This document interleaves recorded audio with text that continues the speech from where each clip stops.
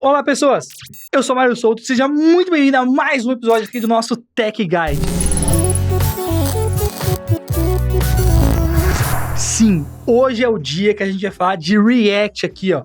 Esse Tech Guide maravilhoso que tá passando aqui na sua tela agora, em algum lugar. Temos um grupo ilustre de pessoas para falar sobre essa tecnologia que é uma das mais populares do mundo JavaScript hoje em dia, que todo mundo fala que é super impossível de você pegar todos os detalhes, todo dia tem uma lib nova surgindo. Eu acho que parte dos memes do JavaScript vem junto com a comunidade de React. Mas enfim, só lembrando também que esse guia do Tech Guide, ele não é uma regra escrita em pedra ali que você tem que seguir. Não, é uma opinião do pessoal da Alura, de profissionais que colaboraram com o projeto, a galera que tá junto aqui, próximo do grupo Alura, da FIAP, da PM3, para trazer esse projeto e esse conteúdo que você vai assistir aqui agora.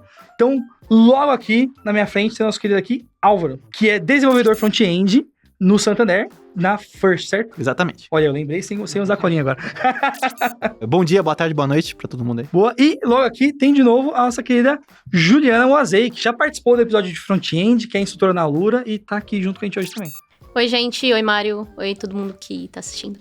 E não posso deixar de falar do William aqui, ó, que a gente já ouviu falar, já participou de bastante coisas de Angular aqui na Alura também, e vai aqui hoje falar com a gente sobre React. Tamo aí. Hoje em dia, JavaScript, não importa o framework, a gente tá junto. Os boletos têm que ser pagos, né, gente? É isso aí. É isso aí.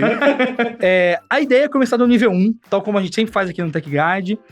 E pelo React, sem um framework de front-end, a gente cai na tríade ali mágica da web, né? Que é o HTML, o CSS e o JavaScript. Na visão de vocês, para aprender React, tem alguma diferença? Tem algum que a gente deveria focar mais ou menos? Como que vocês veem essa parte do começo aqui?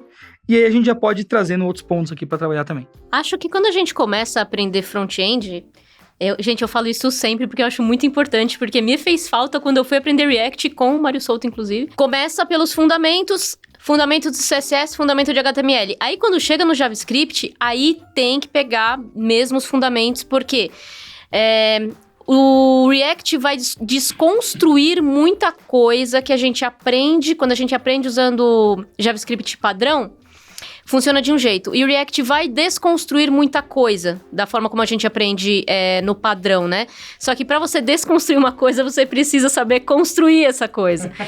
Então, não tem jeito, né? Fundamentos de JavaScript e também JavaScript moderno, né? Então, ES6 para frente, saber quais são as ferramentas mais novas do JavaScript, porque vai fazer muita falta, vai fazer muita diferença, né? Então, padrões do JavaScript e por aí vai, e aí o céu é o limite, né? E eu também recomendo, principalmente de JavaScript, a parte, outros paradigmas além da orientação objeto, como saber utilizar bem o JavaScript no paradigma funcional. Toda a questão da assincronicidade no JavaScript, que no começo, principalmente quem é iniciante, demora para pegar, porque é difícil você... então o comando que eu vou dar não vai acontecer agora, vai acontecer num tempo após e eu preciso preparar isso com promise. Então, assim, um ponto importante que eu acredito é essa parte de assincronicidade, até... callback, promise, eu acho isso muito importante. A gente tem que tomar cuidado pra gente não se tornar programadores de framework especificamente, antes de programador da linguagem, né? Antigamente, quem é mais macaco velho aí, a gente falava de programadores de jQuery, né? E o pessoal que aprendia o jQuery antes do JavaScript, Mas né? o jQuery não é uma linguagem? Foi o meu caso. Era do passado, agora é React ali. Então, agora a gente tem a geração de programadores de React, né? E é o que você falou, né? O React, ele vai ter os seus próprios paradigmas que, se você se prender muito a ele, eventualmente, você vai ter que aprender outras coisas, sabe? Mexer em outros frameworks, mexer em outras linguagens, com JavaScript puro. Que se você estiver muito preso ao framework, que foi o primeiro que você aprendeu, você vai ter uma dificuldade muito grande, né? E até para você desassociar uma coisa ou outra. Então, não que você não possa usar React ou qualquer outro framework quando você ainda está aprendendo, mas você ter muito claro o que é um, o que é outro, e se aprofundar mesmo no começo nas tecnologias de base e não tanto nas coisas do framework assim. Até nesse ponto aqui, né? Acho que dá até para fazer um paralelo geral, trazer que toda essa parte de HTML, CSS, JavaScript, você pode pegar toda a base dela lá no episódio aqui do próprio Tech Guide de front-end. E manda aqui nos comentários se você assistiu, o que você tá achando desse aqui também, algumas sugestões que você tem de React. Mas quando a gente começa a aprofundar nesses detalhes de eu vou ser um programador de JavaScript ou React?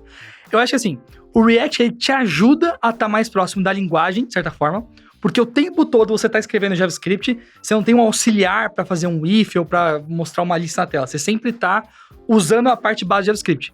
Que acaba sendo um pró e um contra para mim, porque é um pró porque você exercita mais o uso da linguagem base, mas ao mesmo tempo, se você não sabe a base de JavaScript, você vai dar umas batidas na parede, assim. Eu, no meu caso, eu queria conseguir printar uma lista na tela e eu não sabia que eu tinha um array e que eu podia chamar um map ali.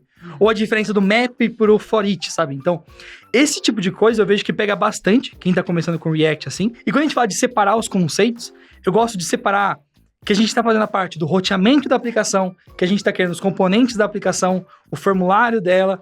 E tendo isso claro, quando você muda de tecnologia, você não procura no Google, como fazer um Facebook em Angular, ou como fazer um Facebook em React. Você procura como fazer navegação de rota via Angular, ou navegação de rota via React. Acho que é super importante esses conceitos que até transcendem o React, né? É muito mais sobre SPA e o conceito todo que a gente tem em cima disso, do que puramente do framework por si só, né? Já é um pouco diferente quando a gente fala da questão dos hooks, né? Que aí eu acho que pega um pouco mais dos pontos que o Grazi trouxe aqui, que realmente o React aí tem esse princípio de você trabalhar com os dados e a parte da sua view, e você tem isso muito bem separado, mas a parte dos dados tá meio escondida dentro da parte dos hooks, né? Pra gente lidar com estado e tudo mais. Até a própria ideia do Virtual DOM, né? Que é um conceito que abstrai o DOM original da página, né? E, inclusive, a gente falando de fundamentos, uma coisa que é muito importante também pegar é uma palavrinha mágica chamada evento, né?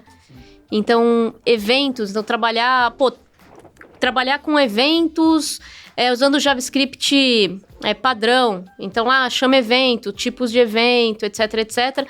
Aprende lá... Clique, submit. Exato, evento de tela, evento de teclado, evento de mouse, também é um mundo, né?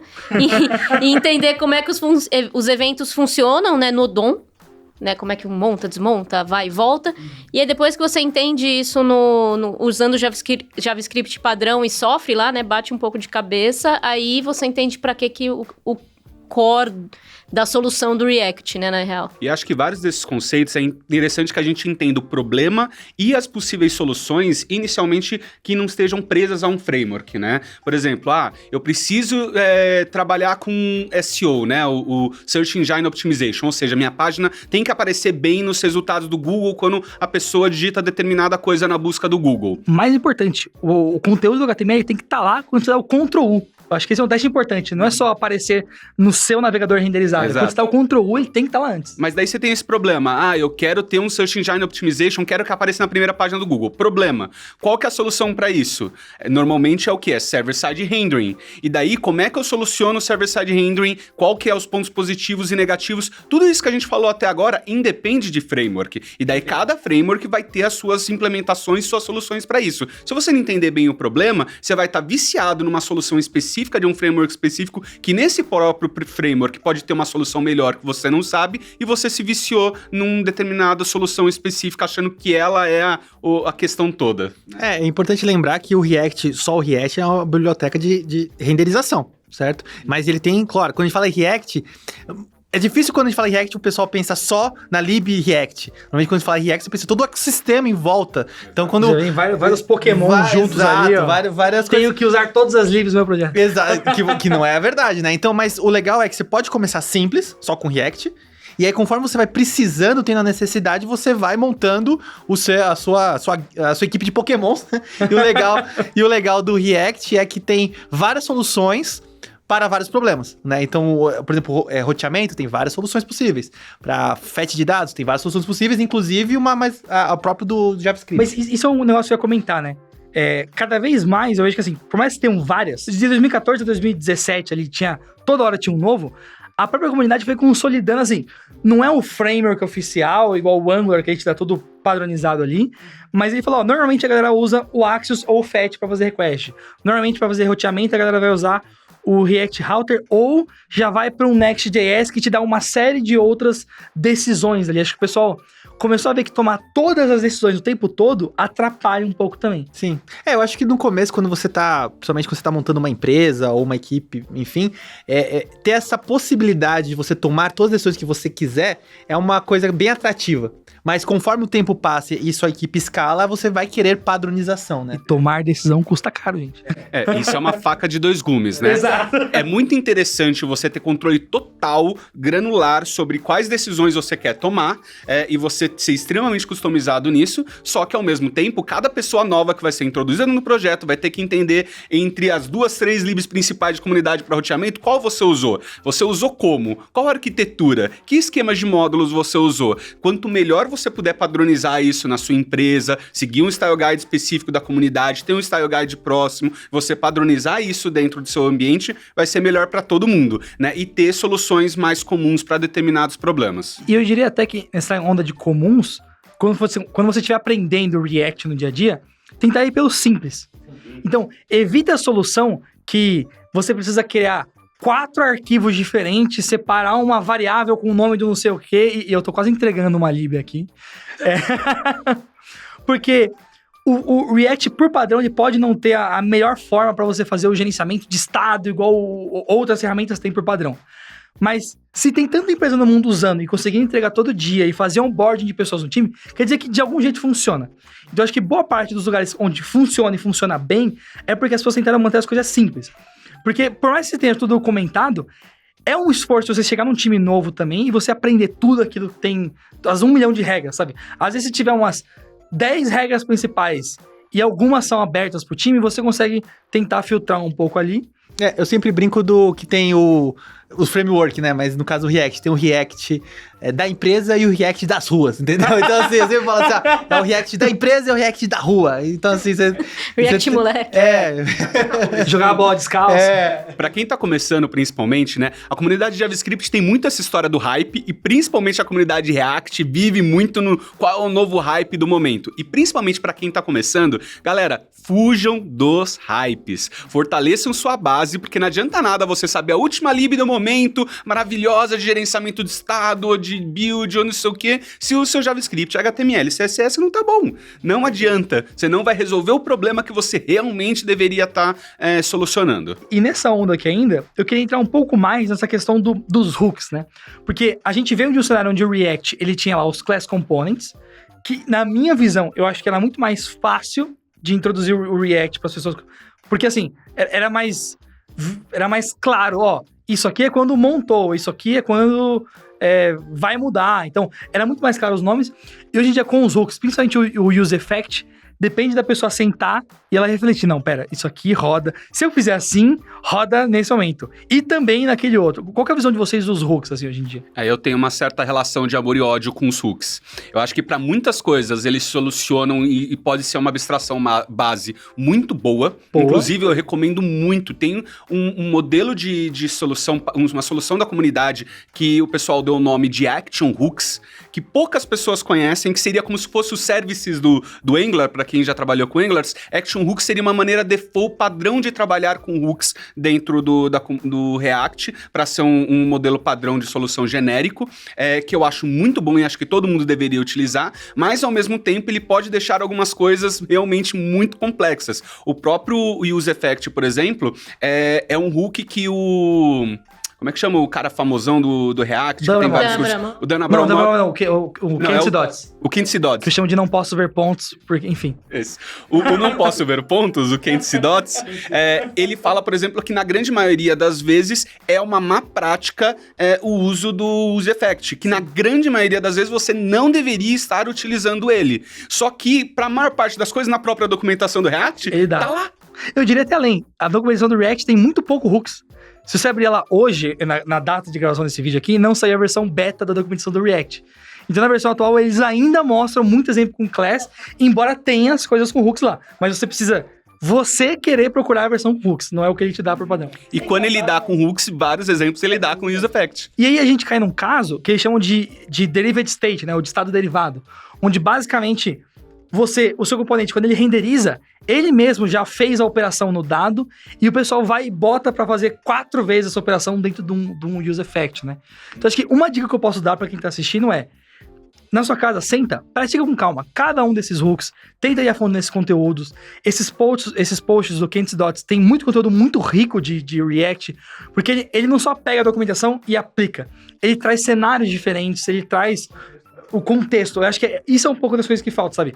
Olhar o use effect sozinho dá essa sensação que eu falei pô, mas quanto que é o DD Mount aqui? Quanto que é o Will alguma coisa?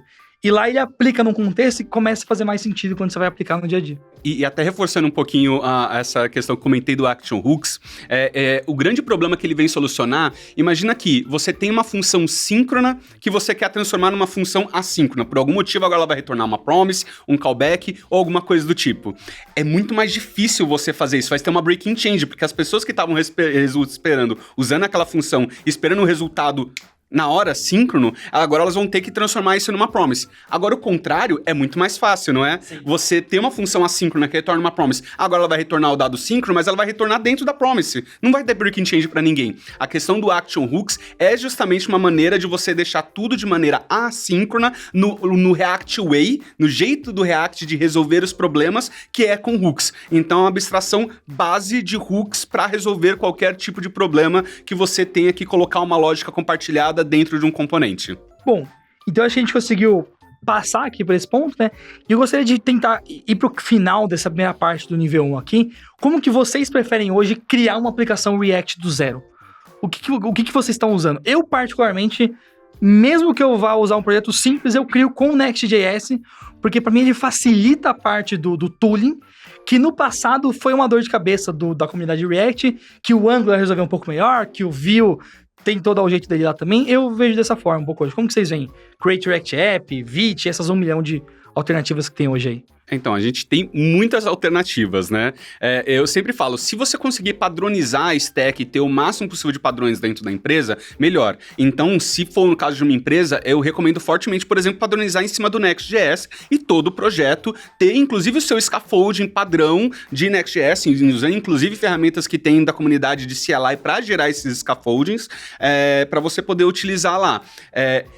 Caso não seja esse o problema, caso você esteja começando o seu próprio projeto de estudo individual, se for uma coisa estupidamente simples, eu acho que vale a pena usar o Create React App, até porque ele é o padrão de muitas empresas ainda na comunidade, então é interessante você conhecer o que ele faz, o que ele traz, o que ele gera, mas para qualquer coisa um pouco mais complexa hoje, o meu default também vai pro Next. E complementando o que o William falou, tem ferramentas muito boas, por exemplo, não é o Next, é o NX, né? Que é uma ferramenta CLI, como o William falou, que você consegue montar a estrutura de uma aplicação React pura, como se fosse uma Create React App, e também com o Next.js também. Eu acho que o Next, ele tem uma coisa que eu achei bem legal quando eu vi a primeira vez, que é a forma como ele faz tratar erros. Pra quem tá acostumado com o React original, sei lá.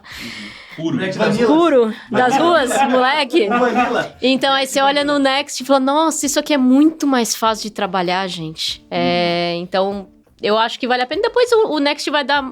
Bom, o Soutinho aí, que é o homem do Next, vai poder falar mais aí. Só que ele tem várias ferramentas periféricas, né? Óbvio, que não são React, porque o React é aquela coisa, ele fica tão grande que você esquece qual que é o que... A base, né? A base dele é uma solução para um problema relativamente... Não simples, né? Mas relativamente pequeno ali, né? O escopo bem definido, né? Sim, bem definido, exato.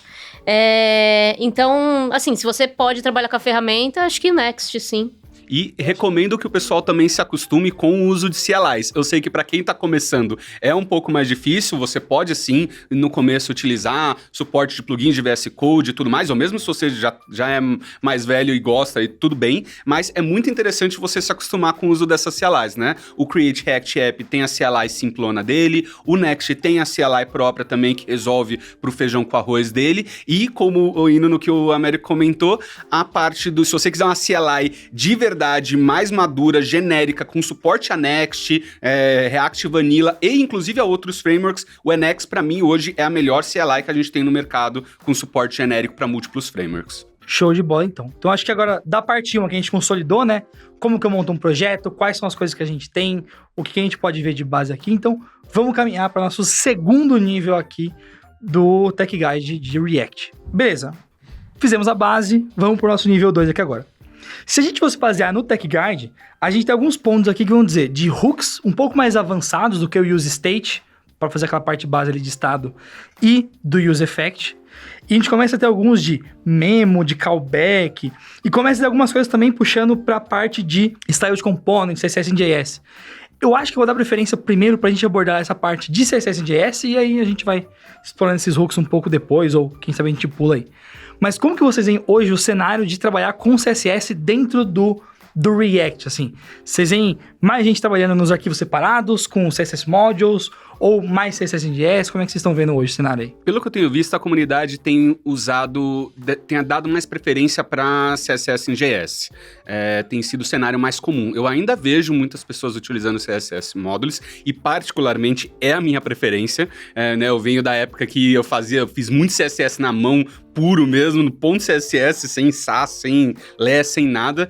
Então eu tenho um certo vício e uma preferência em fazer isso sem ter um intermediário lá no meio mexendo em um monte de coisas que eu não necessariamente sei o que está acontecendo, mas ao mesmo tempo eu vejo os benefícios, né? Principalmente para quem gosta de ter tudo num arquivo só de JavaScript, ter o suporte de IntelliSense do próprio JavaScript ali. A única coisa que a gente tem que tomar cuidado é que, no geral, por mais que tenha maneiras de você resolver e solucionar esse problema, o CSS em JS ele costuma gerar bundles maiores. Então, se você tem questões de performance que você tem que resolver na sua aplicação, isso é algo que você tem que ter em mente, e tem maneiras de reduzir esse problema. Eu hoje, particularmente, principalmente trabalhando com o Next, vejo que se você usa CSS em JS, é extremamente importante a sua lib de server render dar suporte para extrair parte daquilo ali. Porque senão, realmente, você vai ter arquivos de JavaScript gigantescaços, e o seu usuário vai penar para fazer o primeiro carregamento ali. E aqui eu gostaria até de fazer uma crítica, né? Porque muita gente fala que, se você está fazendo uma SPA, tudo bem o primeiro load demorar. Mas eu sou do contrário. Porque o que eu mais vejo é SPAs extremamente inchadas, com muito código, e que o pessoal do atendimento, de back-office que vai trabalhar, precisa dar vários reloads ao longo do dia. Então, é uma mentira que você vai ficar com a mesma aplicação ali. Beleza, se a sua aplicação for muito bem feita, tipo um Gmail da vida, dificilmente você vai dar um reload. Mas não é o cenário de boa parte do mercado. E eu falo até por já ter feito projetos assim. Então, acho que esse é um ponto importante, né? É importante se preocupar com a performance desde o primeiro carregamento até como que o seu usuário vai interagindo depois. Pra mim, quem fala isso, fazendo esse parênteses, entrando nele, não entende realmente os melhores benefícios da web como plataforma. Porque a gente tem que entender o que a web tem de vantagem sobre um nativo, por exemplo. Porque a web nunca vai ter a performance do nativo. A web nunca vai ter o acesso a hardware de baixo nível que o nativo tem. O que a web tem de diferente para realmente valer a pena fazer aplicações da web? E uma das coisas que a web tem é o melhor modelo de distribuição de software do mundo. Porque em vez de eu ter que passar por uma loja que vai ter que aprovar, e daí o pessoal vai ter que fazer o download, a primeira instalação, ele vai ter que fazer uma busca numa loja, para depois instalar, fazer o download, daí depois lembrar de abrir e tudo mais. Você manda um link pra pessoa e ela consegue abrir exatamente o que a outra tá vendo, com os filtros que a pessoa tá vendo, com a URL customizada, e se tiver com performance boa que a gente tá falando, a gente vê isso, em um segundo, mesmo num 3G ruim, meia bunda, mesmo num Moto G sofrível lá, antigão, a pessoa consegue ver. Quando você faz um site lento, que demora muito para abrir, você perdeu boa parte dessa beleza da web, porque de que adianta eu abrir um link, fazer o site numa PWA, mandar um link, e a pessoa demorar 10 segundos, 15 segundos para abrir? Melhor instalar um aplicativo nativo, então? Entendeu? Por exemplo, Gmail tem, sei lá, o carregamento inicial. Mas o Gmail é, digamos assim, um serviço essencial. A pessoa vai esperar aquilo acontecer, sabe? Sim. Diferente de um aplicativo, de uma PWA. E tem um detalhe, ela vai esperar até alguém falar pra ela que tem o mais rápido, e ela vai testar esse mais rápido e vai preferir o mais rápido. Isso é uma coisa que acontece também. Exato. Algumas coisas... A menos que você não possa, você seja refém do software, aí é outros 500. E também varia muito do modelo. Se você tem uma single page application, uma Progressive Web App, que, por exemplo, tá todo o conteúdo atrás de um login, é uma coisa. Agora, se você tem uma single page application para um e-commerce, por exemplo, que tá dependendo de lead, é outra coisa completamente diferente. E aí cai muito no que a gente fala, né, do não só entender o problema da tecnologia, mas entender o negócio que você trabalha, que eu acho que é um ponto que cada vez mais tá fazendo parte de você se deve. Você se deve entender os números onde você trabalha, o que impacta, porque é isso, né? Não é sobre carregar ou não uma lib a mais de algumas que a gente tá citando aqui, né? O quando que isso vai impactar meu usuário, qual que é o benefício de verdade de trazer isso aqui. E aí, nessa sobre benefício de verdade, eu queria trazer agora um pouco da questão também do TypeScript, que se você vai começar com o React, você não precisa. Inclusive, 99% dos exemplos são sem TypeScript. Mas cada vez mais a comunidade vem vindo pro TypeScript. Então, o próprio Next.js teve uma história uns 3 anos atrás. Nossa, faz tempo que eu tô usando Next já. Que eles migraram, tipo assim, coisa de 2 semanas, toda a codebase deles pra TypeScript. E eles criaram lá uma regra, explicaram como que melhorou a experiência deles. E muitos outros projetos open source também estão nessa linha. Como que vocês veem essa adoção pela comunidade nas empresas, assim, hoje em dia? Eu, particularmente, gosto muito do TypeScript. Como eu, no começo da minha carreira, eu fiz ciência da computação, eu fiz o caminho mais formal, né, de formação, e quando você faz isso, eu aprendi muito Java na época, mesmo não trabalhando ainda na época, nem sabendo que era back-end e front-end, a minha linguagem de programação que me ensinaram, a primeira foi Java, né? Certo. E aí, quando eu fui para o mundo de front-end, comecei, né, HTML, CSS, JavaScript, eu me senti meio estranho com o JavaScript, de não ter a verificação de tipos, e se eu colocar um i a mais aqui, vai quebrar, só que eu não vou descobrir antes, na compilação e sim depois.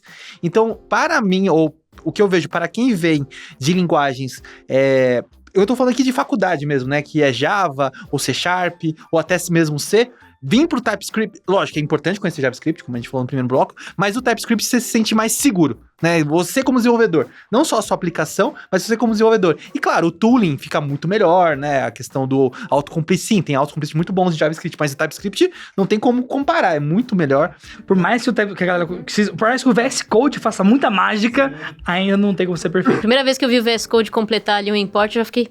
Caraca. Nossa, ele está fazendo isso pra mim. Só que ele não tira depois, né? Isso que eu sabe. E exatamente por esse argumento que o Álvaro, e não o Américo, utilizou sobre essa comparação com Java e C#, na verdade, é o argumento contrário que muitos desenvolvedores que estavam acostumados com JavaScript e Vanilla utilizaram contra o TypeScript no começo, porque eles não queriam, né, essa comparação, eles não queriam essa burocracia, eles não queriam esse custoso de você brigar, às vezes, com o compilador para resolver certos problemas. E que, no início, a crítica eu acho que era até válida, porque no início do TypeScript, ele só tinha uma opção no compilador, que hoje é o que a gente conhece como Strict Mode. E foi uma das coisas que eles foram melhorando no compilador, dando mais liberdade. Hoje você consegue pegar, por exemplo, um projeto legado, que com JavaScript Vanilla puro, e introduzir sim o TypeScript desligando todas as flags de segurança. E você simplesmente ganha um monte de warning, vai chover o warning até não poder mais lá, e ele vai começar a te dar um monte de sugestões de bugs e provavelmente de problemas de produção que você tem hoje que você não sabia, e daí você vai refatorando o projeto e começa a ligar essas flags aos poucos. Então você tem mais liberdade, você tem mais autonomia de como você quer configurar o seu projeto, até chegar, se fizer sentido para você, e para mim faz, no Strict Mode, que vai ligar quase todas as flags de compilação para você e vai te deixar uma das pessoas mais seguras possíveis. E mesmo assim, o TypeScript ele te dá liberdade, porque a qualquer momento, por mais que não sugire isso, você pode sim colocar um N como um tipo lá, e daí, meu filho, você tem liberdade para fazer o que você quiser. Lembrando que o commit está no seu nome. Exato. O TypeScript ele não vai tirar o dinamismo do JavaScript, porque a qualquer momento você pode seja ou colocar um N ou colocar múltiplos tipos possíveis daquela variável no tipo let, por exemplo, que ela pode receber no futuro. Então você não perde o dinamismo, mas você tem um pouco mais de controle e previsibilidade sobre o que está acontecendo, sobre o que vai acontecer no futuro.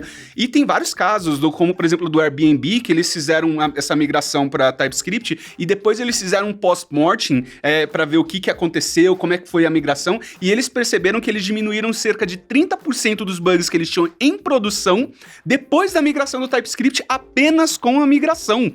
Caralho, já se pagou muito já. Então, hoje, pra mim, sinceramente, eu acho que já é um padrão na comunidade e deve continuar sendo. Você pode até querer, não querer usar o Strict Mode, querer deixar ele no mais light possível, né? Mas, na minha opinião, sim, a gente tem que usar para qualquer aplicação de médio porte, já é obrigatório. E mesmo se você não estiver usando, hoje, o suporte que a gente tem de IntelliSense, Autocomplete, para JavaScript puro no VS Code e outras ideias, na verdade, é graças ao TypeScript, porque por trás dos panos dessa ideia tá compilando o seu código com TypeScript para te dar o IntelliSense que você tá achando que tem com JavaScript puro. Então, mesmo se você acha que não tá usando, você tá usando o TypeScript. Esse negócio do N, ou de você poder assinalar vários tipos, eu só penso que o JavaScript ele é meio selvagem, né? Você tenta, não, vamos cercar aqui, não, mas não, ele dá uma escapada. A tendência do JavaScript é ser essa coisa livre, né? Solta. Esse lance, você aprende Java na faculdade, então existe também essa crítica da comunidade dessa tentativa de transformar o JavaScript em Java, né? Sim.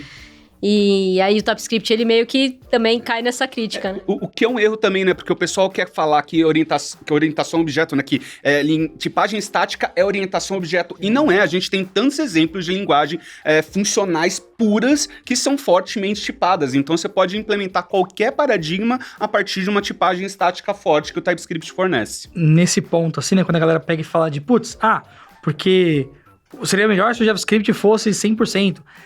Eu gosto já da seguinte ótica, né? O JavaScript ele surgiu para trabalhar na web. Na web, tudo que vem do navegador é texto. Então, partindo do ponto de que tudo que vem é texto, eu não tenho vários tipos de dado primitivo vindo do navegador. Então, faz parte do nosso código trabalhar com essa camada de controller ali, né? Que ele recebe os dados do usuário.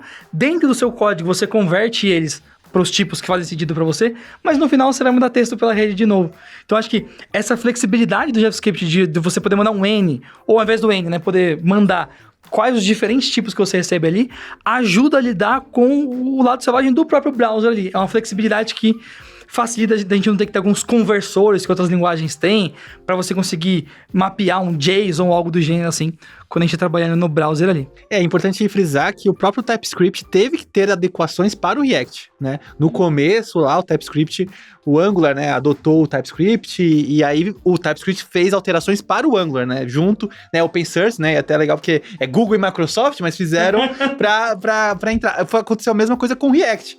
Quando o pessoal do React teve essa necessidade, poxa, a gente queria usar TypeScript, o TypeScript, num primeiro momento, ele não era muito amigável ao React. Aquele negócio do HTML, JavaScript, isso dava muito de problema. Tem o arquivo .tsx, né? Exatamente, que foi criado o .tsx para isso, né? E aí, sim, agora você pode usar tranquilamente TypeScript com React sem problema nenhum. Tanto é que eu tenho um usuário hoje com bastante pontos no Stack Overflow por causa de uma pergunta, que foi quando lá atrás eu tentei adotar TypeScript pela primeira vez num projeto React, e eu queria saber como eu configurava a extensão no VS Code para TypeScript com React, porque no suporte era sofrível, e daí foi uma pergunta que bombou, foi parar numa issue famosa que teve lá do TypeScript, do VS Code e tudo mais, e com várias gambiarras de resposta até surgir a solução oficial da comunidade pra cima daquele. Olha aí, fazendo história aqui nesse episódio, gente. Eu não sei qual que é a versão TypeScript, mas eu lembro muito bem porque, de novo, né, eu queria muito usar o TypeScript no React, né, e aí eu ficava acompanhando e eu lembro quando o TypeScript, acho que a partir do 3 ou 4, fala assim, suporte nativo ao React com TSX, falei, tanto é que a gente matou os prototypes que tinha no React, que era muito utilizado, porque não é mais necessário, dado que a gente tem essas checagens em tempo de build hoje, daí a gente leva menos código para produção, que é desnecessário, e fora uma experiência de desenvolvimento bem mais otimizada, né? Já que a gente tá falando do Tech Guide, né, do nível, e eu acho que, você tá começando com React agora, tá entrando aí... É o que você falou, projetos de grande porte, de médio porte, você vai começar com TypeScript do zero, mas também você pode dosar quando que você quer entrar no TypeScript, né? Pra colocar essa camada, né, acima do que você já tá aprendendo de React, de todos os periféricos. E até pegando essa camada agora, que a Ju trouxe de adoção, acho que a última pergunta desse bloco que eu quero trazer é como é que vocês veem a questão de teste hoje no mundo JavaScript do lado do React, né? Porque pra mim é muito marcante que quando o AngularJS surgiu, todo mundo falava que usava o AngularJS porque era testável. É porque era testável, né? Sempre deu pra você testar, a diferença é que a gente não tinha ferramental. Mas o que eu menos via era a gente testando projetos com o AngularJS. E no mundo React, eu vejo que um pouco a galera usa isso. Não, porque tudo é uma função, então é mais fácil de testar. Como é que vocês veem o cenário hoje das empresas com teste? Vocês veem que mudou essa mentalidade, que a galera tem essa adoção de testes? Porque pra mim, se você não tem teste... você nunca vai conseguir atualizar uma lib, porque você não sabe o que vai quebrar quando atualizar. Eu gosto muito de um meme que tem como é que chama aquele filme que o pessoal não podia enxergar os aliens, que eles morriam? Né, e daí ficava andando o pessoal... Bird Box? Bird Box, né? Tem um meme da mulher com um negócio aqui na faixa no olho, andando, tateando as coisas. Pra mim, trabalhar num projeto sem teste hoje é esse meme, entendeu? É você achando que você vai morrer a qualquer momento, você não consegue ver as coisas de verdade que tá acontecendo, né? Então, eu acho que é essencial. O AngularJS, quando ele falava disso lá atrás, é porque ele trouxe pela primeira vez, eu acredito, a noção de testes de unidade de verdade para um mundo de front-end que começou a crescer. Mas por muito tempo, independente do framework, o pessoal não fazia porque o pessoal não tinha o costume, não sabia da real necessidade, demorou muito tempo o pessoal começou a sofrer com problemas em produção de verdade para entender, não, de verdade, teste se paga, não é só uma coisa que eu vou desenvolver ali, vai ser custo e tudo mais. E até um ponto nessa, desculpa te cortar, muita gente fala que front-end não tem regra de negócio. E é por isso que escreve teste. E eu gostaria de confrontar aqui agora. Boa parte não é a regra de negócio core da empresa, mas todo ponto que tem ali na interface, ele é parte da regra de negócio, sim, porque sem essa regra, a sua aplicação não rodava. Para mim, quem fala que front-end não pode ter regra de negócio, não sabe o que está falando. Não pode ter regras de negócio que são a base do seu negócio, que são core, que vão entregar transferir como você dinheiro, faz, cálculo, que são segurança, ou toda validação que você é obrigatória para o seu negócio precisa ser, no mínimo, revalidada no servidor. Ela não pode estar somente no front-end. Agora, que ela não pode estar no front-end, cara, por que você não vai validar um negócio em tempo real, enquanto o usuário está digitando, e o tempo todo ficar mandando requisição para o servidor para validar coisas que você poderia estar validando no front-end, sabe? Você não ter essas regras de negócio, você está dando uma experiência pior para o seu usuário, você está perdendo o lead. O front-end, é lógico, a regra de negócio, enfim, banco de dados, tudo lógico, vai ficar no back-end. Mas quando a gente está pensando no usuário, quando a gente está pensando no nosso cliente da nossa aplicação, a experiência do cliente é com o front-end. Ele não tá vendo que tipo de validação, que tipo de query tá sendo feito. Ele olha a sua tela. Então, a sua tela também tem regras, certo? Que vai estar, por exemplo, campo obrigatório. Foi como o William falou. Você não pode confiar somente no front-end. Você faz a regra do front-end pro seu usuário ter uma experiência melhor no uso da sua aplicação e revalida no servidor também, porque você não pode confiar que... E quer um exemplo prático disso? Eu já trabalhei em lugar onde, por não ter teste num campo, a gente perdeu uma validação e aumentou exponencialmente o número de chamados do outro lado. Então, olha o custo que teve não ter esse teste prévio. Mas a gente precisa saber o que testar, né? É óbvio, a gente não vai ficar testando se um método existe. Cara, se você tá testando o resultado dele, você já tá testando que ele existe. Você não precisa fazer um método para um teste para verificar, esse método existe, ele está declarado naquele objeto? Cara, não, você não precisa fazer isso. Ou você usa o TypeScript. Exatamente. Exato. Então, a gente tem várias técnicas de como se testar coisas, né? Principalmente no mundo do React, que a gente tem uma variedade muito grande de opções, de arquiteturas e tudo mais, você tem que escolher um modelo para chamar de seu, né? Então, voltando, um dos modelos que eu mais gosto da comunidade React é o do Candice Dodds. Ele tem um curso, inclusive, de teste especificamente, que eu recomendo muito se você tem um budget da sua empresa para usar, e tem vários outros também aí que tem muito bons, inclusive da Alura, mas escolha um padrão para você testar e escolher, de preferência que seja um acordo com a sua empresa, com seus times, para vocês terem um jeito em comum, porque se cada um testar a mesma coisa de jeitos diferentes, vai dar problema. E até no nome, né, é a própria Testing Library, né, que é aqui, o Testing Library tem o React Testing Library, tem o Vue Testing Library, e foi se padronizando para vários outros frameworks do mercado seguir esse padrão de teste que eu gosto bastante. Bom, então a gente contextualizou aqui a parte do teste do nível 2, acho que tá muito rico com tudo que a gente tá trazendo para quem tá assistindo aqui. O próximo passo, eu acho que a gente... o React, ele... No que a gente viu até agora, dá pra você criar vários tipos de aplicação diferente. E eu vejo que agora começa a surgir muito mais libs para você resolver problemas específicos.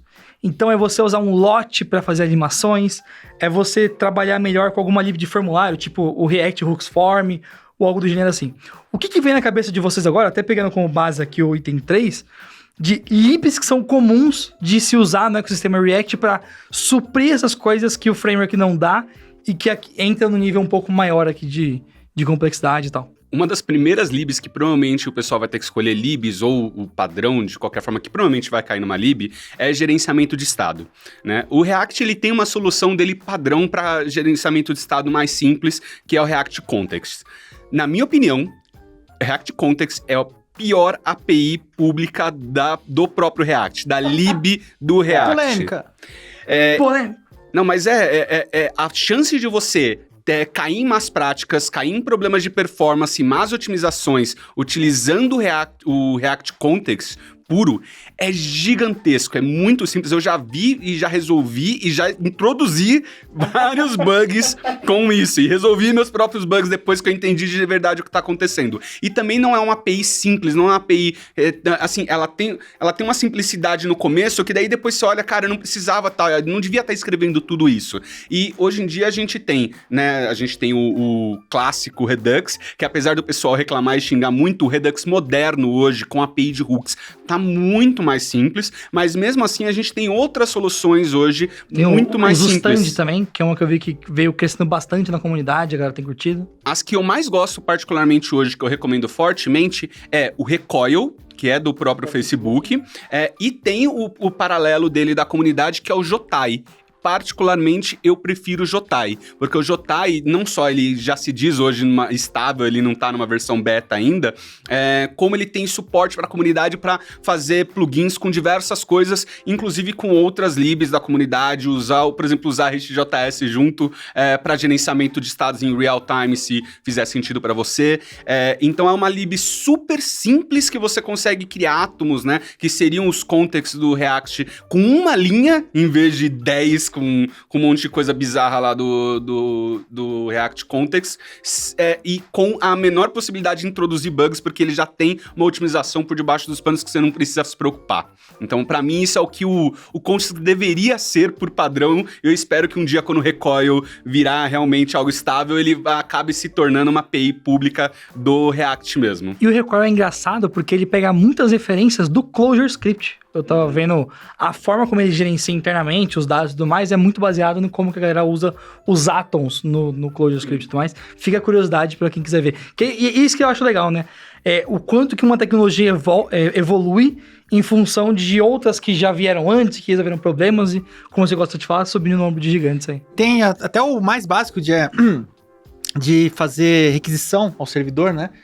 Que até então o pessoal usava bastante o Axios e esse outro tipo de bibliotecas, que hoje, né, com a evolução do JavaScript moderno, né, a gente pode usar simplesmente o FET padrão, né, que agora funciona, tem suporte a todos os navegadores, né, então você também pode usar o JavaScript puro padrão para fazer esse tipo de requisição. Claro, se você precisar de interceptor, esse tipo de coisa, aí o Axios que é mais recomendado.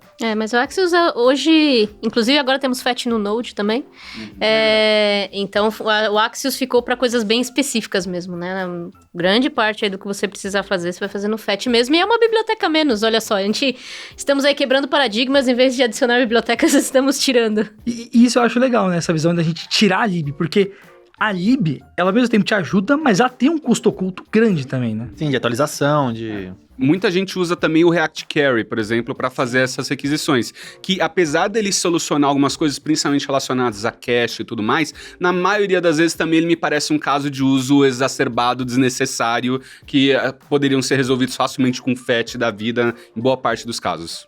Acho que boa parte dos acho que dá pra gente chegar no consenso, né?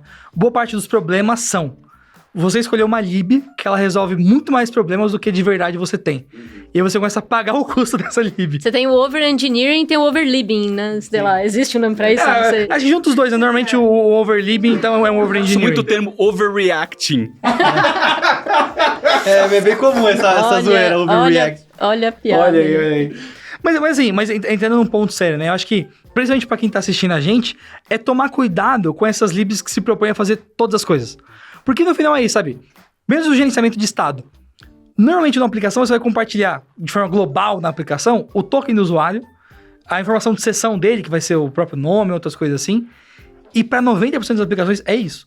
Todo o resto vai ser a sua página carrega, ela pega os dados, atualiza aqueles dados ali e faz as operações que você precisa.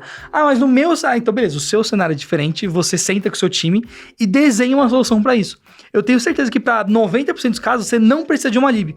É uma solução de arquitetura de código e que pode ser que uma lib te ajude, e eu até recomendo que você não exponha essa lib para todo mundo poder usar. Tenta deixar ela mais isolada, você mesmo controla isso, para evitar que o pessoal comece a usar a torta direita faz uma abstração, faz um action hook que esconde esse carinha por trás dos panos ali. Então acho que essa questão das abordagens pega muito, né? Porque aqui, se a gente for olhar o nível 3, é praticamente lib, ó. Tem o Lot, que eu sei de animações. Tem o Framer Motion também, que é de animações. Algum de vocês já chegou a trabalhar com o Framer Motion? Só o Lot que faz um tempo já que eu não mexo com o front, mas eu lembro que o Lot, inclusive, foi você que me apresentou. E no começo você falou, a gente vai ter aí bibliotecas para fazer animações, biblioteca para cuidar de formulário. E eu pensando assim, o front-end é basicamente formulários animados, né?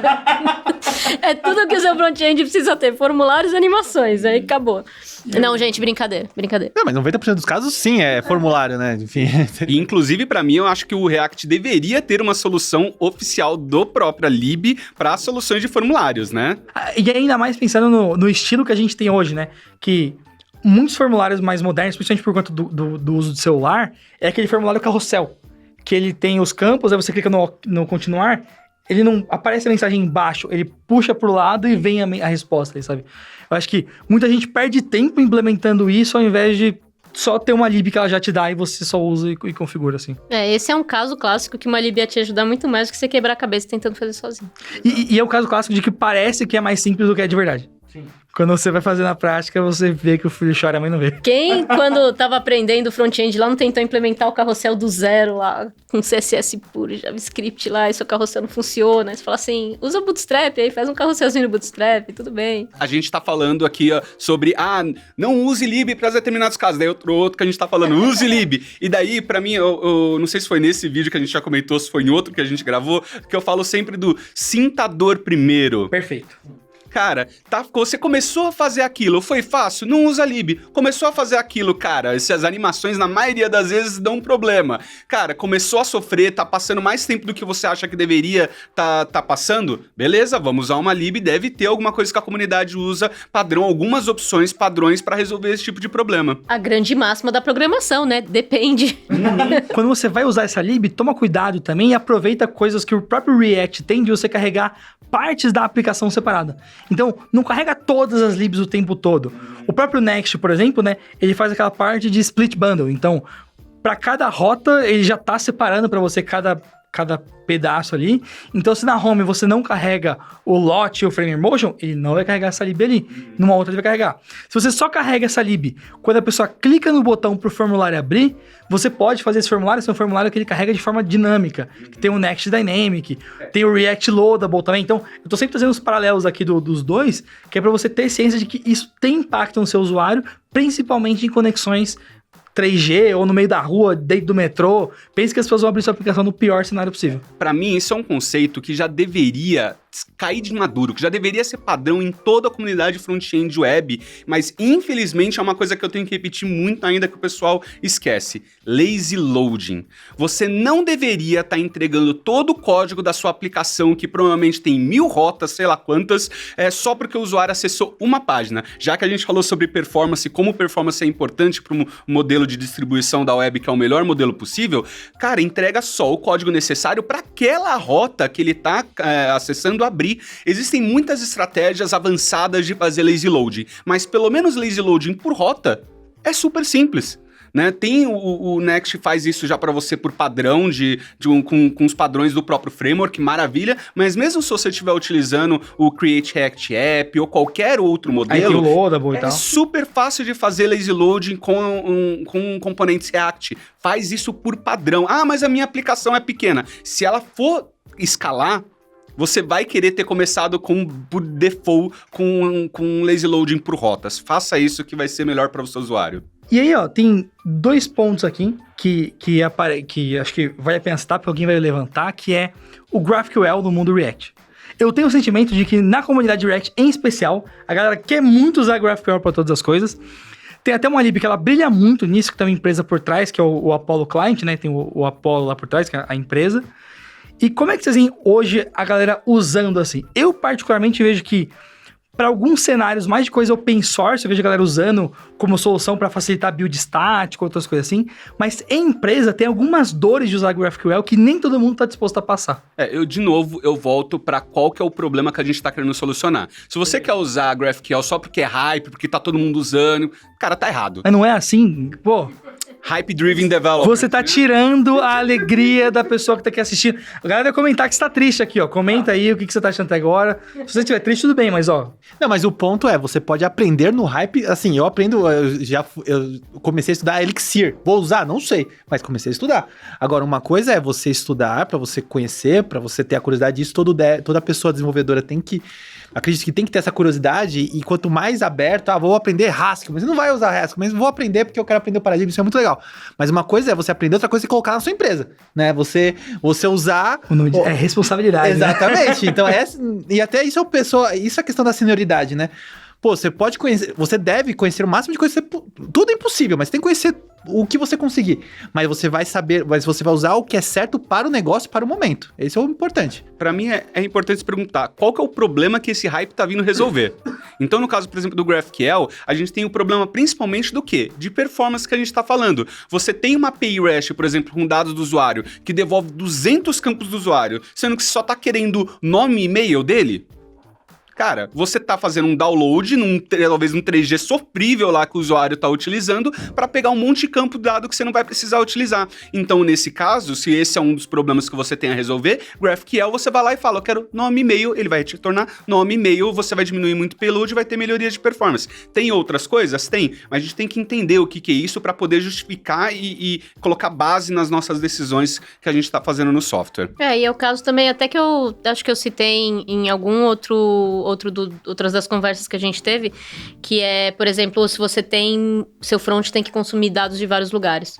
Se você tem que, sei lá, você tem 300 mil endpoints REST para o seu front-end juntar, aí fica muita coisa. E ele facilita também, por exemplo, se você quer fazer... você precisa de novas implementações ou de testar coisas no front. Se você você tem essa opção de você ter um ponto centralizado, né, para você fazer essas requisições para o front. Por isso que eu falo que o GraphQL é uma solução que a gente implementa no back para facilitar a vida do front, né? Porque aí você faz a sua... eu quero... Não importa de onde que vai sair. Isso aí é com você, back-end. Eu quero dados, o nome do usuário e uma outra informação aleatória daqui, uma outra informação aleatória dali, e vai chegar só isso para você. E mesmo nesse caso, acho que uma coisa que eu acho que é importante citar também é, até se você for usar na sua empresa e tudo mais, é considerar talvez, esse caso de uso é o tal do BFF, né? Que é o Back-end for Front-end. Estuda colocar esse BFF em lambdas, por exemplo, ou alguma estrutura que ela resista caso esse pedaço da aplicação venha a cair. Porque por mais que não seja do nosso papel do front-end lidar com isso, se o BFF cair e ele ficar num servidor só ligado ali, ele caiu, todo mundo tá desligado. Porque esse é o pro e contra, né? Você centralizou todo mundo ali. O que eu vejo é, numa arquitetura mais distribuída, com essas lambdas e tudo mais, você consegue diluir um pouco mais, então se der algum problema, você consegue talvez parte rodar uma versão antiga do código, parte rodar uma versão mais nova, dá pra você desacoplar um pouco a solução, né? Porque cada uma dessas soluções vai trazer outros problemas e a sua empresa vai ter que estar preparada para lidar com isso no dia a dia. Exato. E é aquilo que você comentou, né? Depende, veja se você realmente precisa disso. Então, se não for o seu caso, estou consumindo milhões... Por exemplo, uma API que devolve 200 campos de um usuário, ou eu tenho que consumir dados de 5 APIs REST para montar uma página, aí talvez, né?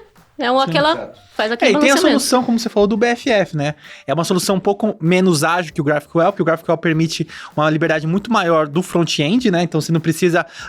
para isso vai ter que mexer no back-end para fazer. Então eu concordo que o GraphQL tem essa liberdade. Porém, você fazer um BFF e usar o REST, então, por exemplo, você tem um back-end for front-end, um back-end exclusivo para a sua interface, né? Ele resolve, por exemplo, o caso que o William falou, onde eu vou filtrar os dados que vem no servidor e entregar só o que o front-end precisa, né? E você usar o REST normal, né? Então, assim, tem várias maneiras, é o que você falou, depende, né? Porque no caso do REST, por exemplo, você tá usando realmente todos os verbos da web, tem até algumas parte de cache, a parte de cache, porque lembrando que o GraphQL tudo é no post, né? Então, tipo, não tem muita questão de cache no get, esse tipo de coisa. Mas, assim, são situações diferentes. Repara que a gente tá sempre falando de um termo maior. Então, não é só... não é só GraphQL e REST, não, é pegar dados da API. Pegar dados da API influencia no cache. O cache tem o cache do navegador. Você tá abrindo mão do cache do navegador, o que você vai usar do outro lado para conseguir compensar isso? Então, cada escolha tem alguma coisa que você tá abrindo mão aí. Sim. Ensino isso pros meus filhos desde que eles tinham 1 ano de idade, que cada escolha é uma renúncia. Com 1 ano de idade, meu filho tem vídeo dele com 3 anos falando assim, Mário, cada escolha é uma renúncia, pai, tá bom. É uma perda, não, eu falava uma perda. Se você não sabe quais são os pontos negativos dessa decisão que você tá tomando, provavelmente você não tá tomando essa decisão consciente como você deveria. Porque toda decisão vai ter um lado negativo, toda. Então vamos lá. Falamos aqui da intersecção do React, um pouco com essa questão do back-end, trouxemos alguns problemas aqui.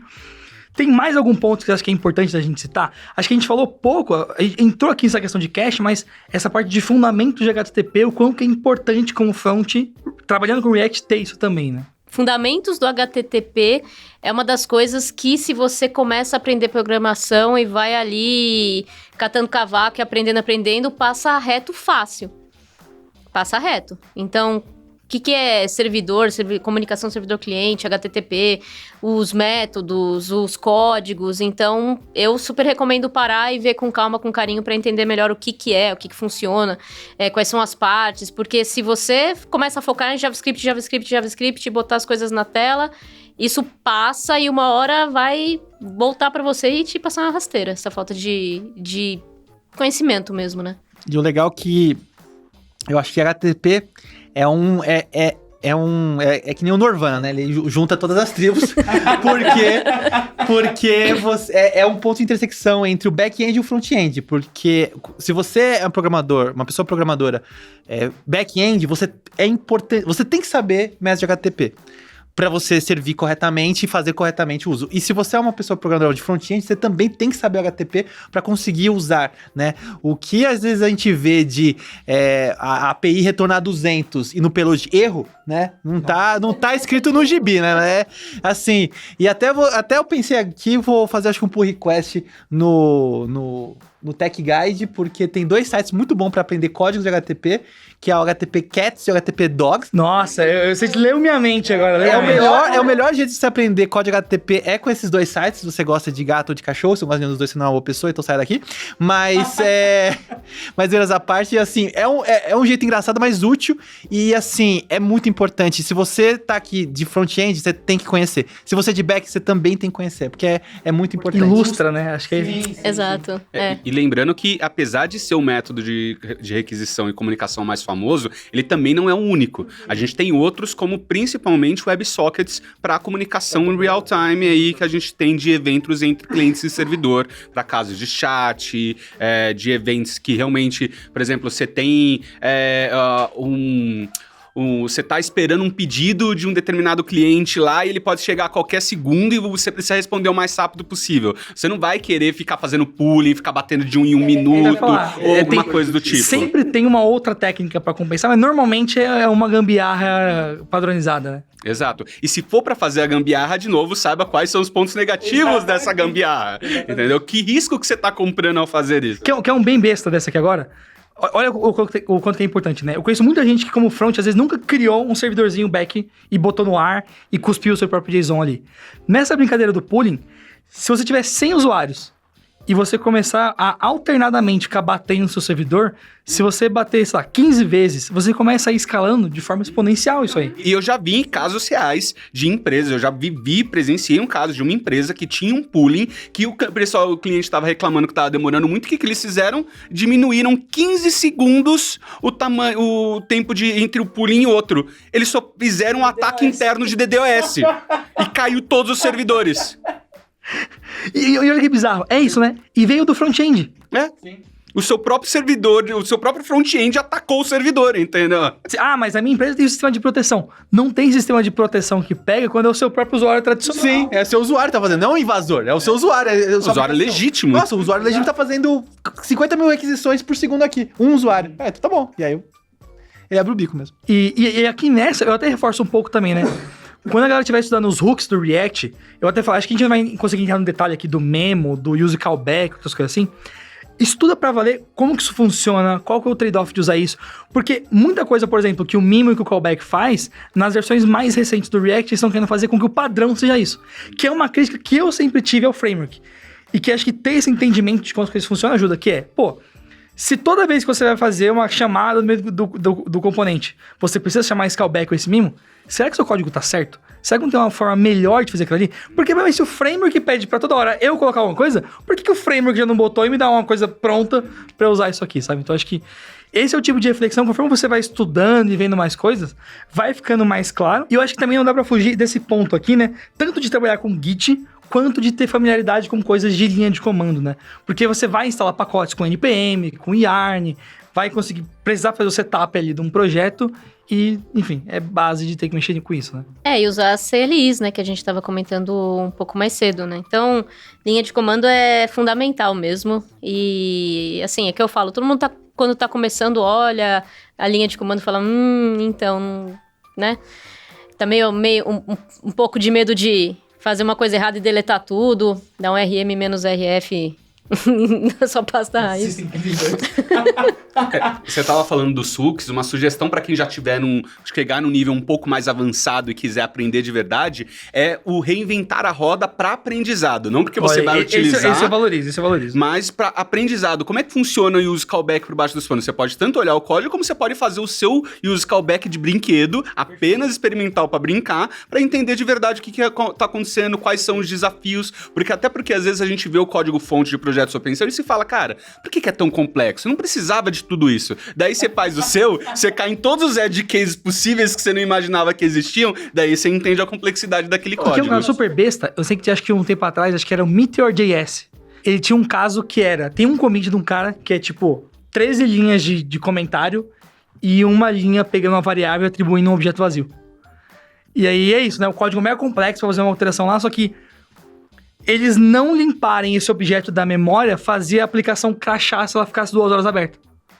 E é o tipo de coisa que você só pega quando você está usando no dia a dia, quando você tem um time grande trabalhando e você tem conhecimento da plataforma que você está trabalhando. E fazer esses over-engineering para aprendizado ajuda muito. Inclusive, lá no meu canal tem um vídeo de recriando o React do zero, onde eu comento o import do React e começo a... Nossa, eu ia citar esse vídeo, inclusive ia fazer um jabá do soltinho aqui, porque esse vídeo eu acho fantástico, assim, sempre quando as pessoas começam a aprender React, eu falo, assiste esse vídeo do Mário Souto aqui, que vai ser top. E não é pra assustar quem tá começando agora, mas uma das coisas que eu acho que o React, ele vai contribuir a longo prazo pra comunidade, vão ser frameworks que vão surgir a partir das ideias de simplicidade do React, mas que não necessariamente vão usar o React. O exemplo mais clássico disso é o Preact, por exemplo, né? Que usa a sintaxe, usa as ideias, mas tem um outro motor por trás dos panos. E cada vez mais eu acho que isso vai acontecer com outros frameworks. Eu posso mandar minha aposta? Você que tá assistindo aqui, você pode me cobrar disso no futuro, hein? A Vercel, que é a empresa por trás do Next.js, contratou o criador do Svelte. E esse cara tá lá faz 1 ano e pouco já, alguma coisa assim. E até agora não teve nenhum produto que eles lançaram relacionado a ele. Mas todos os outros criadores de open source que a Vercel contratou lançou alguma coisa. Então eles lançaram o Turbo Repo, eles lançaram o Turbo Pack com o criador do Webpack. O meu chute é que a Vercel vai lançar algo na linha do Preact para rodar em cima do Next para shippar 0 JavaScript no final do navegador ali. Um dos meus maiores hypes atuais que eu tenho pra mim é um carinha chamado Quick. Do criador do Angular, do Misco Harris lá. Exato, que é um criador do Angular, saiu, foi pra uma outra empresa e eles fizeram entre aspas, um framework próprio baseado em toda a sintaxe do React, usando JSX e tudo mais, mas com uma ideia de splitting, de code splitting, de dividir em micro bundles e fazer lazy loading num nível granular de uma forma que é automática pro próprio framework, que o usuário, que o desenvolvedor não precisa pensar em como que eu faço lazy loading, não. O framework faz isso pra você e ele vai fazer da maneira mais otimizada sem você precisar pensar a respeito. Eu chutaria, assim, minhas fichas de longo prazo, que não é pra assustar ninguém, porque você não vai precisar aprender isso agora, mas eu chutaria minhas fichas nesse futuro em coisas do tipo. E olha que legal, né? A gente tá citando várias outras ferramentas que ajudam o próprio React a ficar melhor. Então, acho que a minha dica pra você que chegou até aqui é, não só essa parte de infraestrutura e back-end, mas vale a pena fazer o Get Started de outras tecnologias. E não só fazer o Get Started pra tipo, eu consegui fazer um CRUD com 20 tecnologias diferentes. Não. Qual que é o diferencial do Angular? Qual que é o diferencial do Vue? Qual que é o diferencial do Svelte, do Quick? Cada framework tem um motivo maior para ele ter existido ali, e alguns perduram de mais tempo por causa de adoção do mercado, né? É difícil você mudar 80% da codebase JavaScript do mundo só porque lançou um framework novo, né? E o que tem por trás? Você fez os quick starts dos 3 ou mais. O que tem por trás ali que não mudou? Boa! O que foi resolvido de maneiras diferentes aqui entre um e o outro? Quais foram as decisões de arquitetura e as visões de cada um aqui? Né? Isso pra mim que é o mais bacana. E eu não acho que nenhum dos 3 frameworks principais hoje, Angular, Vue e React, nenhum dos 3 vão morrer tão cedo. Então você pode escolher qualquer um deles, ser feliz, você vai ter emprego garantido por muitos anos. Fora que eles ainda estão em constante evolução, né? Sempre, Sim. entendeu? Nenhum deles estão parados, né? Isso copiando é igual eu falei agora. Esse lance de ter empresas por trás agora aqui. Porque acho que isso é uma coisa que muda um pouco, né? O Next, por exemplo, a Vercel depende do Next para pagar as contas. Então, o nível de grana que eles botam para fazer o projeto ficar melhor é muito maior até do que, sei lá, o Vue, que era um financiamento coletivo que a galera pagava pro cara começar a codar lá atrás, assim, sabe? Então, acho que esse tipo de mudança no mercado vai trazer muita coisa, que eu não sei dizer o que é, mas que com certeza vai fazer total diferença no futuro aí. Então, a gente falou sobre coisas que não necessariamente você precisa aprender agora, mas algumas coisas que a gente recomenda, né, que você tenha um pouco de atenção agora. A gente ia falar do GitHub, não falamos do GitHub, né? Não falamos do GitHub. E a GitHub é um grande, aquele... O universo da programação. Eu ia falar universo. Exatamente. Sem o GitHub, ninguém trabalha muito mais do que qualquer outro site, né? E por que que é importante? Eu acho que, assim, quando você tá começando, ele adiciona uma camada de complexidade no seu aprendizado? Adiciona. Pô, mas vale a pena. Mas vale a pena. Vale a pena. Não se preocupa, o que eu falo é não se preocupa em aprender tudo, porque só o Linus Torvalds mesmo sabe tudo que faz ali o negócio e ninguém mais. E aí acho que até ele às vezes esquece umas coisas. Então, pelo menos os comandos básicos e o funcionamento por trás e por que ele é importante, porque ele é bom. E ele não é bom só pra você guardar o seu código, que já é ótimo, mas a gente tava conversando, né, lá quando a gente falou do front-end, ele é muito bom porque sem ele a vida das comunidades fica muito prejudicada, né? Então, ele dá todo um suporte para quem quer trabalhar, não só trabalhar com open source, mas usar o que é open source, entender coisas, poder se comunicar com as pessoas, entender se você tem algum problema, se você tem uma sugestão. Então, deixa tudo muito próximo, deixa tudo muito simples, né? Muito fácil. E a ferramenta de fato, né? Então, assim, por mais que a empresa que você vai trabalhar não está no GitHub, né? No GitLab, no Bitbucket. Esse é o ponto. Muitas vezes ela não vai estar no GitHub, o GitHub Enterprise, mas eu tenho quase certeza que ele vai estar num GitLab, num Bitbucket, ou seja, Git, você vai usar Git, independente da empresa que você vai. Hoje em dia a ferramenta é a ferramenta de fato. Hoje em dia, como a gente tá falando de frameworks, React, Vue e Angular, tudo bem, cada empresa tem, mas agora, tipo, versionamento de código não tem mais disputa. É Git e acabou. Não tem mais outro concorrente atual que não seja o Git, né? Isso é padrão de todas as empresas. E é muito interessante que você pode acessar lá github, né, .com/facebook/react e acho isso incrível. Você vai lá e olha, né, vê... Abre o problema que você achou, descobre que não é um problema. E Git é uma ferramenta que, mesmo se você não gosta de CLI e você quer usar uma ferramenta de interface para usar o Git no dia a dia, tudo bem, mas entenda o que está acontecendo por baixo dos panos. Não seja refém da ferramenta de interface se você optou por usar uma. Entende de verdade o que é um merge, o que é um rebase, qual a diferença entre os dois. Se tem medo de rebase, faz merge até ficar claro na sua cabeça. Tem um site que, se não me engano, acho que é Git School. Tem até um vídeo no meu canal que é o Visualizando o Git, que eu acho que faz total diferença. Às vezes é mais difícil porque a gente só roda os comandos e não entende o que está acontecendo.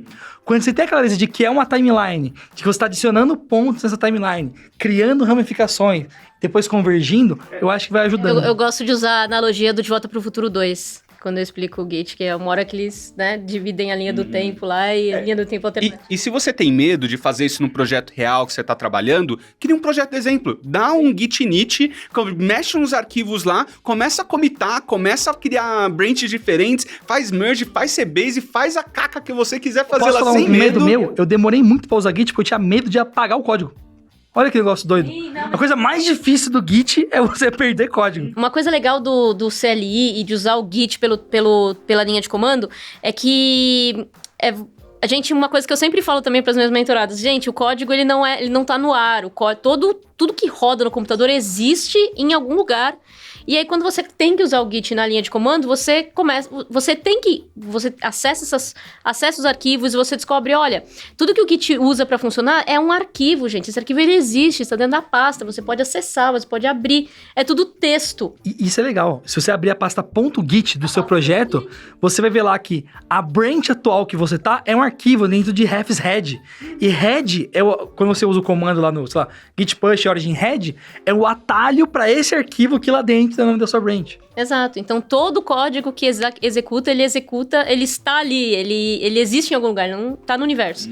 E você pode acessar, e você pode abrir. E se você comitou alguma vez, você pode apagar a branch, você pode fazer um monte de coisa, aquele commit ainda tá lá. Eu nunca vou esquecer a primeira vez que eu quase chorei, que um trabalho de uma semana inteira, que eu fui fazer um push lá, não fiz o push, achei que tinha puxado, não tinha, apaguei a branch local, a branch já não existia no negócio, a branch de desenvolvimento já não existia. Mano, só faltei chorar, ajoelhar no canto lá, até que um amigo meu veio lá e me mostrou, cara, você tinha feito o commit, só não puxou, né? Git reflog, ou reflog pros últimos, o reflog, e daí você vê lá toda a mudança do head do Git lá, dos ponteiro principal, da onde tava, e você pega o commit exato que você tava lá, o chá dele, o código dele, e você consegue salvar ainda. Primeira vez que eu descobri isso, cara, o Git me ganhou de paixão, tá pra sempre. Tá no coração agora. A dica que eu dou de Git, né, aproveitando insights inusitados, mas é um site muito bom que talvez eu coloque no Tech Guide, é o Oh Shit Git. Você procura Oh Shit Git, que tem em português, que aí aparece, eu não sei, pra não desmonetizar o vídeo, mas tem também a versão sem palavrão, que é O Deng Git. Que é tipo, dengue não é palavrão, né? Tipo, droga, sabe? Que é um site que tá em português também, que tipo assim, saco, fiz isso. Você pode fazer isso. Então, assim, várias situações desagradáveis que você pode ter feito no seu código tem a sua solução. Então, é muito bom esse site, é ou ShitGit ou Deng Git também, muito bom esse site. Bom, e acho que pra fechar aqui, desses pontos que a gente se aprofundou bastante aqui no back-end, da parte de design, né? Então, o quanto que você acha que é importante hoje em dia, quem é de front, usar um Figma na vida, ou saber de plugins do Figma, ou algo do gênero assim, ou até mesmo de outras ferramentas de design. Como que vocês veem que tá a integração hoje do front, assim? Eu sempre falei nos outros vídeos, não precisa ser designer para ser front-end, pode ir com tranquilidade, mas é aquela coisa, você vai precisar interagir, por exemplo, com o Figma, isso você vai precisar, você vai receber lá o seu UI e tal. Precisa ser designer? Não. Agora, alguns conceitos de como os softwares de gráfico, né? Hoje em dia não é mais gráfico, é tudo digital, né? Na minha época era design gráfico. Funcionam. Aí, se você, por exemplo, camadas, etc. Aí você precisa dar uma estudadinha para entender. Porque a partir do momento que você entende ali os básicos do software de edição gráfica, de edição de imagem, etc. Tanto faz você começar pelo Photoshop, pelo Illustrator, ou pelo próprio Figma, aí fica mais tranquilo. Mas não, assim, conceitos de design é uma coisa que você não vai precisar se preocupar. O que você precisa é de instrumental. Só entender como o software funciona, como o Figma funciona. Especialmente a parte de camada, tal, etc. A seleção. Nem sei se tem curva de Bezier, sei lá, não lembro mais se tem isso no Figma. Eu falo que eu sou um pedreiro JavaScript. Eu sou incapaz é uma palavra forte, mas assim, eu não consigo fazer uma tela bonita, PowerPoint bonito, meus PowerPoint é sempre feio, assim, eu não tenho noção de o que é bonito ou o que não é. Eu sei reconhecer alguma coisa bonita, mas faz um design, eu não consigo.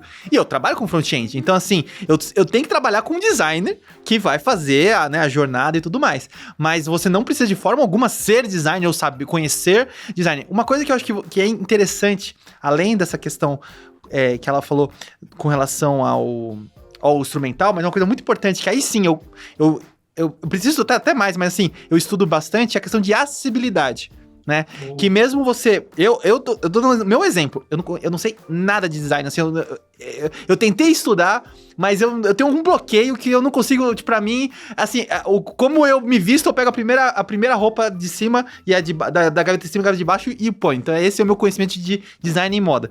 Mas Mas a acessibilidade é uma coisa que vai além do design. Também tem muita coisa do design, mas vai além. Então, uma coisa importante você como pessoa desenvolvedora é perguntar para o designer ou para o UX designer se, por exemplo, a gente tá falando do carrossel. O carrossel não é a melhor maneira de se mostrar uma tela para uma pessoa com algum tipo de deficiência. E tem coisas da acessibilidade, e na Alura também tem bastante curso de acessibilidade, que você pode resolver no código, tem coisas que você tem que resolver no design, tem coisas que você tem que resolver na jornada, né? Acessibilidade não é uma coisa que eu vou instalar o pacote NPMI acessibilidade. Pronto, resolvi. NPMI acessibilidade traço React. Acabou, resolvi o problema. Não é assim, é muito mais complexo. Mas eu acho que com pessoa desenvolvedora, além, claro, do ferramental, né? Mas a acessibilidade é uma coisa que eu... Parte de cor, contraste, muita coisa de componente tem no próprio Working Group de acessibilidade. Então, se você procurar, tem exemplos. Como fazer, mais que o carrossel não seja o ideal para apresentar, como fazer um carrossel acessível, como fazer um modal acessível. Isso entra principalmente quando a gente está falando em single page applications, progressive web apps, porque é muito mais fácil você fazer besteira de acessibilidade numa single page application do que numa página HTML pura, que você, usando normalmente um HTML semântico puro, numa página estática, você resolve boa parte, 80% dos problemas. Agora, quando você tem coisas dinâmicas aparecendo, sumindo e tudo mais que são visuais e pro usuário não tá claro que aquilo mudou, que é uma coisa que precisa da atenção dele, o usuário que não é evidente, não tá vendo a tela, você precisa dar informações extras, normalmente com área label, com outras estratégias que a maior parte das pessoas não sabe. Onde você direciona o focus do botão, do elemento, impacta muito na navegação também. E para cada ferramenta, para cada framework, também tem boas práticas de acessibilidade. Então, tem bibliotecas que ajudam a isso, mas como eu falei, não se instala a biblioteca e tá resolvido o seu problema. É um problema geral, sabe? Tanto que é coisas que as pessoas se especializam, né? Sim. E poucas pessoas sabem, acessibilidade no Brasil é lei.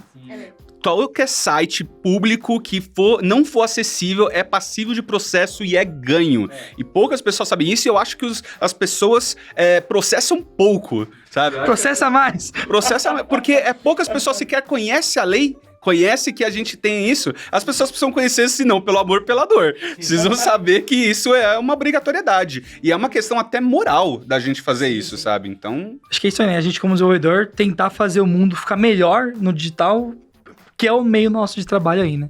E é onde a maior parte das pessoas está, pelo menos passa uma parte da sua vida. Gente, eu gostaria de agradecer muito a vocês. Acho que foi um papo incrível que a gente teve aqui. Quem tá assistindo a gente conseguiu pegar muito conteúdo, muita base de React, desde a criação do projeto até o uso de libs mais avançadas, conceitos importantes. A gente abordou a questão do T aqui no final com o back-end, essa questão mais de design e a integração com o front ali. Então, de verdade, muito obrigado. E para você que tá aqui assistindo, lembra do que eu disse, o Tech Guide ele é um projeto open source, então você concordou com o que a gente disse, tem algum ponto diferente, você discorda, manda aqui nos comentários desse vídeo e manda também uma issue lá no projeto, abre um pull request, a gente quer ouvir a sugestão, a gente quer ver o que você tem para dizer pra gente também, claro, a gente vai avaliar, né, tem toda a curadoria de conteúdo que a gente faz no projeto, mas eu tô muito feliz de conseguir trazer aqui um pedaço, um compilado em vídeo do Tech Guide, que tá ajudando muitas pessoas. O projeto tá passando aí das milhares de stars, de contribuições, então tô muito feliz com o resultado. E gostaria de pedir, só para encerrar aqui, o seu like nesse vídeo, se você gostou, e compartilhe ele com alguém que você sabe que tá entrando nessa jornada do React e que pode tirar vantagem aqui, ó, em cima desse conteúdo. Então fica aqui o meu grande abraço, valeu, falou e fui!